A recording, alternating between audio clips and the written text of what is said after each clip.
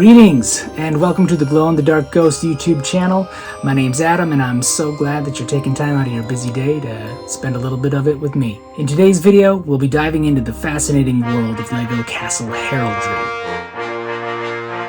Lego Castle faction designs are a unique blend of heraldry and more modern logo design. They draw on the rich symbolic tradition of heraldry to give depth and meaning to the factions, while also serving as modern logos that provide a clear and recognizable identity within the Lego brand. That being said, I'm going to call it heraldry just because I think it sounds a little cooler. If there are any historians watching this by chance, please go easy on me. Heraldry, the art of creating and interpreting coats of arms, has a rich history dating back to medieval times. In the Lego Castle series, heraldry plays a crucial role in defining the identity and story of each faction. From the colors and symbols on shields to the banners that adorn castles and secretive forest ruins, Lego's use of heraldry adds depth and authenticity to their medieval-themed sets. Join me as we explore the meanings behind these vibrant designs and uncover the stories they tell. Today we're exploring the dark and fascinating world of the Wolfpack, one of Lego's most shadowy factions. We'll delve into the heraldry of the Wolfpack theme, the ominous significance of the wolf icon throughout history,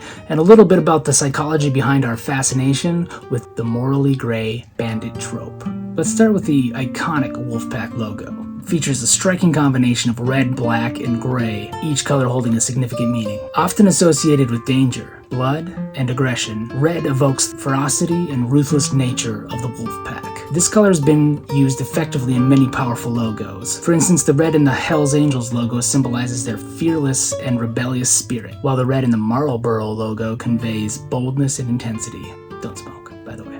Symbolizing mystery, power, and fear, black perfectly represents the outlaw nature of the Wolfpack. Think of the Batman logo. Definitely gives a sense of menace and authority. A neutral color that blends both light and dark, gray signifies ambiguity, secrecy, and adaptability, reflecting the Wolfpack's ability to blend into the shadows and strike from the darkness. Though technically not a color from the Wolfpack icon itself, the logo has historically been placed over a brown minifigure torso. The use of brown in this context has negative connotations including dirtiness, decay, poverty, and historical oppression. These colors not only make the Wolfpack visually striking, but also reinforce their identity as menacing and cunning bandits in the Lego Castle universe. The wolf icon has had countless symbolic meanings throughout history. In Roman mythology, a wolf symbolizes protection and nurturing. Similarly, in Japanese folklore and some Native American cultures, wolves represent teachers, guides, and protectors. However, there is also a darker side to wolf symbolism. In many mythologies, wolves are seen as symbols of cunning, predation, and danger. For example, in Norse mythology, the wolf Fenrir is a monstrous creature destined to bring about the end of the world during Ragnarok, representing chaos and destruction. In European folklore, werewolves are feared as creatures that transform under the full moon, embodying the fear of unknown and the loss of control.